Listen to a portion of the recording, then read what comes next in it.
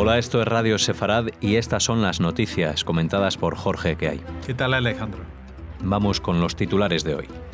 España y la ONU condenan el ataque terrorista contra un rabino, no así el presidente palestino. La autoridad palestina destinó el 7% de su presupuesto, unos 300 millones de euros, en salarios a terroristas presos. Estados Unidos impide la entrada del ex canciller argentino enfermo, acusado de encubrimiento de los autores del atentado contra AMIA. Bombas Molotov contra un colegio judío en Túnez. Estos son los titulares del día. Hablaremos después con Raquel en la agenda cultural. En respuesta al atentado terrorista del miércoles, cuando un rabino israelí fue acribillado a balazos por palestinos desde un coche, España ha emitido un comunicado de firme condena, trasladando su pésame a los familiares y al pueblo de Israel y haciendo un llamamiento a la calma y la contención de todas las partes. El ejército israelí ha reabierto los accesos a la ciudad palestina de Nablus, en el norte del territorio en disputa, aunque mantiene los controles militares para las salidas de la ciudad. También el secretario general de Naciones Unidas, Antonio Guterres, ha condenado esta muerte, recalcando que no hay justificación para el terror ni para los que lo aplauden o lo ensalzan, ya que este tipo de actos despreciables solo perpetúan el ciclo de violencia, dañando los esfuerzos a favor de una resolución pacífica del conflicto. Los responsables del ataque deben ser llevados ante la justicia. Por su parte, el primer ministro israelí, Benjamin Netanyahu, pidió al presidente palestino Mahmoud Abbas que condene el ataque, que no se ha pronunciado. No se ha pronunciado, los americanos también se lo han reclamado y lo más seguro es que no lo haga porque Mahmoud Abbas no condena nunca los ataques terroristas de los palestinos. Es una cosa. Luego se solidariza cuando hay un ataque terrorista en París o en Estados Unidos o en cualquier otro sitio, pero los ataques terroristas, como en este caso, porque vamos a ver, uno puede decir incluso como muchas veces aparecen en Europa justificando, diciendo no, es un desequilibrado mental, no, pero esto es un atentado planificado, gente esperando en un cruce de carreteras que aparezca algún judío propicio y con armas para dispararle y luego salir corriendo con el coche. O sea que es asesinato premeditado y terrorismo porque es indiscriminado. Con tal de que sea alguien con aspecto de judío, les daba igual quién fuera el que apareciese. Así que nuestra mayor condena, en este caso no solamente a los terroristas, por supuesto, sino también al presidente palestino que con esta omisión de condena, pues lo que hace es admitir su complicidad, por lo menos ideológica, con este tipo de atentados.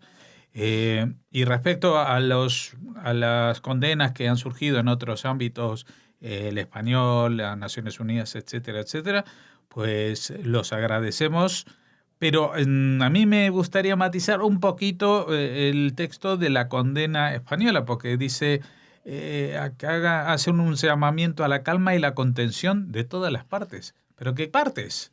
¿Qué partes? Es un atentado terrorista, no hay partes. Hay una víctima y un asesino.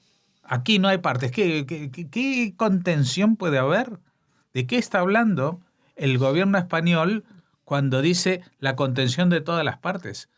O sea que está presuponiendo que los israelíes le han hecho algo para que luego les preocupe o que los palestinos actúen de esta manera.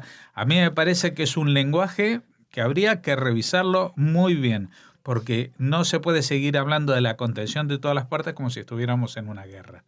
Porque aquí no hay una guerra de dos iguales, no hay una guerra buscada por las dos partes o admitida por las dos partes. Aquí hay un acto terrorista de unas personas que están esperando para cometer un asesinato indiscriminado. Así que vuelvo a pedir, aunque sé que desgraciadamente va a caer en oídos sordos, como mi condena hacia Mahmoud Abbas, porque cada uno aquí va a lo suyo. Y es hora de que España, no solamente este gobierno, sino todos los gobiernos de España, revisen su lenguaje en la arena internacional si pretenden posicionarse de alguna manera o posicionarse de forma definitiva contra el terrorismo y no estar ahí bailando en todas las bodas con la novia, con el novio y con los hijos de ellos. La autoridad palestina gastó el equivalente a 300 millones de euros en concepto de salarios abonados a terroristas palestinos y sus familias el año pasado, cifra que representa el 7% del presupuesto total de la autoridad palestina para el año 2017, un 10% más que el año anterior. O sea, todo terrorista que cumple una condena de 3 a 5 años en una prisión israelí recibe un abono mensual equivalente a 485 euros. Los que cumplen cadena perpetua son premiados con 2.428 euros, los casados reciben un adicional de 73 euros mensuales y los casados con niños reciben otros 12 euros mensuales por hijo. Además, aquellos que tengan ciudadanía israelí reciben un adicional de 120 euros por mes. En comparación, el salario mensual promedio de los palestinos en Cisjordania es de 485 euros. Hay en marcha un proyecto legislativo promovido por los Ministerios de Defensa y Justicia que trata de entorpecer el aceitado mecanismo de financiamiento a los terroristas que realiza la autoridad palestina. Sí, la verdad que las cifras que aparecen aquí me ponen los pelos de punta. Vamos a ver, 300 millones de euros. Estamos hablando de una autonomía, porque es la autoridad palestina, no es un Estado, que destina nada menos que el 7% de su presupuesto. El 7% del presupuesto que lo catiman de la sanidad, de la educación, de la asistencia social. ¿Para qué? Para pagar sueldos que están por encima de la media a asesinos confesos y juzgados, que están en las cárceles de Israel, no por robar gallinas, otra vez, ni están por protestar, están... Cuando son condenas de 3 a 5 años o mayores todavía, pues son crímenes de sangre. Son crímenes de sangre que tampoco son crímenes de honor, que mataron o crímenes de género, no. Estamos hablando de terrorismo puro y duro. Y esto se financia con el dinero, con estos 300 millones de euros anuales, que uno se pregunta, ¿y cómo lo producen? Porque si uno dice, bueno, ellos se producen su dinero y tienen el derecho a destinarlo a lo que sea. Pues no lo producen, lo producimos nosotros los españoles, los europeos, los americanos y todos los que aportamos anualmente ayudas económicas para la autoridad palestina de Ramallah.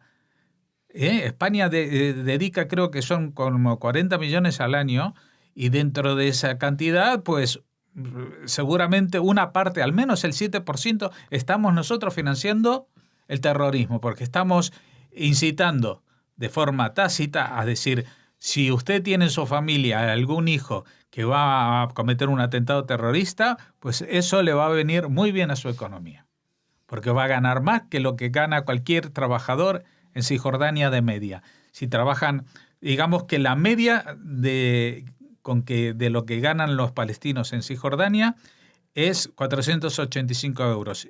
Si la condena es pequeña, digamos, en relación a las demás de 3 a 5 años, pues va a ganar eso, va a ganar el salario medio. Pero si están en cadena perpetua, va a ganar 5 veces eso. 5 veces eso gana, porque las cadenas perpetuas son para asesinato, porque no hay pena de muerte para los actos terroristas. Entonces, y aparte, bueno, todo el tema que los casados reciben más, con niños, todo eso, bueno, eso incluso se podría entender porque dentro de la lógica de ayuda familiar. Pero fíjate en el detalle de que los palestinos o los árabes que tengan ciudadanía israelí reciben un adicional de 120 euros al mes. Uno se pregunta, ¿por qué es eso? ¿Por qué si tiene la ciudadanía israelí reciben más dinero? Porque es más difícil que un árabe israelí que vive de toda su vida, él, sus padres y sus abuelos, con todos los derechos dentro del Estado de Israel, pues se sume a esta causa de terrorismo. Pero si alguien ha tenido la valentía, entre comillas, de sacrificarlo todo por el honor del futuro Estado palestino, todo entrecomillado todas las veces que quieras, pues entonces se le da un plus de imbecilidad por haber tirado a la basura todo esto y poner además a su familia en una situación muy delicada frente al resto de la población en Israel. Así que tenemos aquí la mayor demostración de lo que es financiamiento o financiación e instigación e incitación al terrorismo, porque yo no solamente como en las películas que uno puede pagar porque alguien cometa un atentado o mate a alguien, sino que le dice, tú si matas a alguien tienes solucionada la vida, la tuya, la de tus hijos y posiblemente la de toda tu familia. Es que es increíble que esto suceda y más increíble todavía que nosotros como españoles sigamos financiando esto. Estados Unidos impidió la entrada al país del excanciller argentino Héctor Timerman, que se encuentra en prisión domiciliaria ante la investigación por su presunto encubrimiento de sospechosos de terrorismo iraníes cuando se disponía a viajar para someterse a un tratamiento contra el cáncer. Semanas atrás, la justicia argentina había aceptado que, previo aviso por antelación y a pesar de estar detenido en su domicilio, el excanciller pudiera viajar al país norteamericano para someterse al tratamiento contra el cáncer que sufre, que se encuentra en una fase avanzada. La causa judicial se abrió tras la denuncia que el fiscal Alberto Nisman realizó en enero de 2015 contra ella, Timerman y otros colaboradores del entonces gobierno 4 días antes de aparecer muerto en condiciones que aún se investigan. Contra ella se refiere a contra la presidenta argentina, que recordemos justamente hace 3 años, pues el fiscal Alberto Nisman, que investigaba la causa AMIA, se persona y hace una denuncia que la presidenta Cristina Fernández de Kirchner, el canciller Héctor Timerman y otros personajes políticos importantes habían colaborado para encubrir y entorpecer la investigación y el juicio a los responsables iraníes del atentado, el mayor atentado terrorista en Latinoamérica y el mayor atentado antisemita desde la Segunda Guerra Mundial. Y a los 4 días ya sabemos que el fiscal Nisman aparece muerto. La presidenta entonces trata de inculparlo diciendo que ha sido un suicidio, etcétera, etcétera. Bueno, todo esto está siendo revisado y cada vez está más claro, primero, que no ha sido un suicidio, segundo, que ha sido asesinato, y algo que ya muchos empiezan a olerse que ha sido un asesinato en el que han intervenido las más altas esferas del poder, justamente los acusados, que hoy en día están siendo sometidos a una nueva acusación, no una nueva acusación, están siendo ya investigados en esta causa que podría llevarles a ser condenados por traición a la patria. O sea, nada más y nada menos, pues, porque están diciendo de que estaban dispuestos a encubrir a los que habían matado a los argentinos, 85 argentinos en el atentado de la AMIA. Bueno, ante todo esto, pues pasan los años y el canciller y la presidenta ya no lo son expresidenta y ex canciller, están siendo investigados e interrogados, y el ex canciller Héctor Timerman, que dicho de paso es judío, y dicho de paso, mientras hubo aquella dictadura militar en los años 70, pues Israel acogió y salvó de alguna manera la vida de su padre y también la suya propia, pues nada. Así se pagan, con esta dignidad se pagan aquellas lealtades, pues este ex canciller se encuentra en prisión domiciliaria. Lo que pasa es que ha enfermado de cáncer. No sabemos muy bien, o por lo menos yo no lo sé, en qué estadio, si es muy avanzado, si no hay otra posibilidad que viajar para tratarse fuera. El señor Timerman está casado con una señora con una posición económica muy ventajosa que le permite desplazarse sin problemas para este tipo de historias.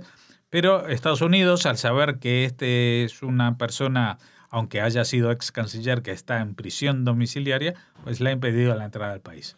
Y ahora están gestionando para que el gobierno argentino actual le pida a Estados Unidos que por favor levante esa prohibición de visado y les permita entrar al país por una cuestión humanitaria.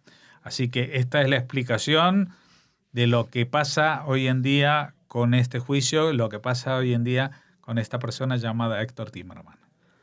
Un grupo de personas lanzó anoche varios cócteles Molotov contra la escuela judía que existe en la isla tunecina de Yerba, en el marco de las protestas sociales que desde hace 10 días sacuden Túnez. El líder de la comunidad judía local descartó que se tratara de un ataque estrictamente sectario y lo relacionó con los altercados por la subida de impuestos y la austeridad que se sucedieron anoche en la capital y otra veintena de ciudades, y que acabaron con 206 detenidos y 49 policías heridos. Según señaló, apenas causaron daños más allá de algunos objetos que se quemaron y no hubo que lamentar víctimas.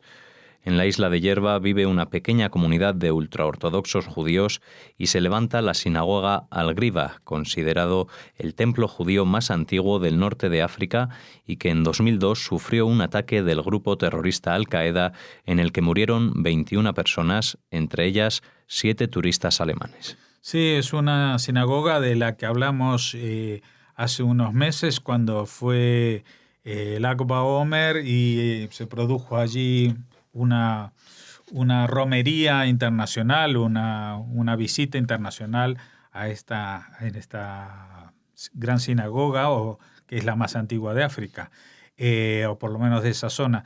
Lo importante aquí, y hay que destacarlo porque lo dice el propio jefe de la comunidad judía, es que a pesar de que se produjo este ataque y tiraron unos cócteles Molotov que no produjeron grandes daños, pues que no fue porque fuera una escuela judía, sino porque toda la ciudad y todo el país en realidad está muy alterado y hay altercados y enfrentamientos. Y bueno, podía haber sido en cualquier otro sitio. Esta vez le tocó a la sinagoga, a la escuela la escuela judía. Esperemos que, como señala este representante de la comunidad judía local, pues las cosas no pasen de allí y que no se deriven en actos vandálicos más allá de los que supuestamente suceden por esta insurrección, de la cual tampoco vamos a comentar mucho porque personalmente no conozco los detalles. Pues cerramos aquí esta primera parte de las noticias de hoy y ya regresaremos el martes, Jorge.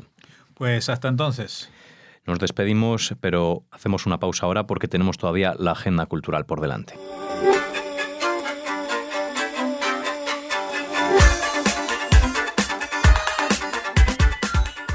Estamos ya en la segunda parte de las noticias con la agenda y con Raquel. ¿Qué tal? Hola, Alex. Me alegro de que digas agenda y no agenda cultural, porque hoy hablamos de temas que tienen que ver más con lo social en estos minutos de radio después del cuerpo central del informativo. Y empezamos contándoles que un juez de Barcelona ha condenado a 2 años y medio de cárcel a un internauta por difundir ideas nazis y opiniones ofensivas respecto a inmigrantes judíos y musulmanes, así como por almacenar en su casa un arsenal de armas que incluía desde navajas o machetes a una pistola. En su sentencia, el juzgado de lo penal número 22 de Barcelona condena a Jesús Álvarez, vecino de Sabadell, en Barcelona, como les decimos, por un delito de provocación a la discriminación y otro de tenencia de armas prohibidas, y le aplica la atenuante de anomalía psíquica, dado que cuando sucedieron los hechos sufría un trastorno esquizofrénico del que se estaba tratando. O sea, que no se trata, que no es solo pues un apologista del nazismo o de la discriminación, sino que también es un enfermo mental. Según sostiene la sentencia, entre enero y junio de 2013 el acusado creó el blog llamado Europa Despierta, desde el que difundía masiva e indiscriminadamente documentos, imágenes, vídeos, noticias y opiniones de carácter ofensivo con los inmigrantes, los musulmanes, los judíos y los negros. El blog, que la sentencia obliga a cerrar, recibía mensualmente, atención, 2.475 visitas e incluía enlaces con otras páginas web de contenido similar. No sabemos si estos usuarios padecen algún trastorno esquizofrénico, pero seguro que un trastorno mental transitorio o no sí que padecen. Como les adelantábamos al principio, en el registro de la vivienda de este ciudadano, de este vecino de Sabadell, se intervino una gran cantidad de fotografías, vídeos y archivos de música extremista, así como carteles con simbología nazi o relacionada con Hitler. Pues una web menos que merece estar fuera. A ver si se abre la puerta a hacer una revisión a todas las que puedan quedar por ahí. Bueno, continuamos, Alex. Contarles que el pasado 5 de noviembre, en un jardín de Vicálvaro, se inauguraba un monolito en homenaje a las unidades militares compuestas por voluntarios extranjeros antifascistas que compusieron las brigadas internacionales. Ya saben que el porcentaje de judíos que había en estas brigadas era bastante significativo.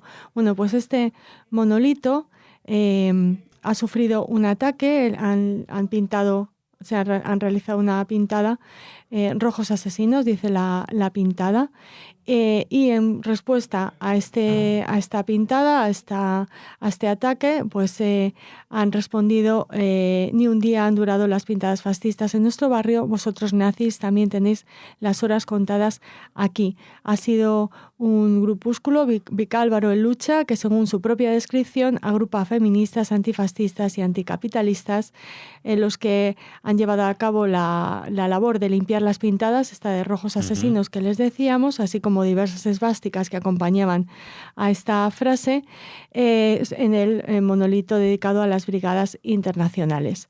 Los integrantes del colectivo colocaron además un desafiante mensaje junto al monolito en el que se podía leer: nazis, cuando tengáis valor de dar la cara, un barrio organizado os espera. Vicálvaro antifascista. El Ayuntamiento de Madrid está estudiando el ataque por si pudiera considerarse un delito de odio. Vamos, que se ha puesto todo en pie de guerra a raíz de esa primera pintada. En Vicálvaro, que es una ciudad dormitorio de Madrid, para los que nos escuchen desde fuera de la capital de España. Y terminamos, eso sí, con un apunte de cultura. Y alguna recomendación para el fin de semana. Literaria. Todavía no ha llegado a nuestro país, pero queríamos comentarles que una biografía de Golda Meir ha sido nombrada Libro del Año 2017 por el Jewish Book Council, y destaca entre los aproximadamente 20 libros honrados como parte de los Premios Nacionales Judíos 2017. Leona, Golda Meir y la Nación de Israel es un trabajo de 800 páginas sobre la difunta primera ministra israelí, firmado por Francine Gainsbourg y publicado por Soken Books, y está, como les decimos, se ha alzado con este Libro del Año 2017. Comentarles otros de los premios: El peso de la tinta, de Rachel Kadish, publicado por Mifflin Harcourt, que el Consejo ha definido como un libro sobre libros. Barren Island, una novela histórica sobre el último recurso de la costa de Brooklyn para familias inmigrantes pobres, firmado por Karol Yoref. Horse Walks in a Bar, de el gran David Grossman, traducido por Jessica Cohen, que ha ganado el Greenberg Fiction Award, y también citar a Gary Rosenblatt, editor de The Jewish Week of New York, que ha recibido el premio inaugural Caroline Stadtman-Messel por su apoyo y tutoría a autores y periodistas judíos a lo largo de su carrera. Muy bien, Raquel, pues con esa recomendación, esa autobiografía... Sí, estamos deseando leer Leona, Golda Meir y la Nación de Israel. Esa biografía, perdón, no es una autobiografía, esa biografía de Golda Meir. Nos despedimos hasta las noticias de los lunes, deseándoles un Shabbat Shalom. Exacto, Shabbat Shalom.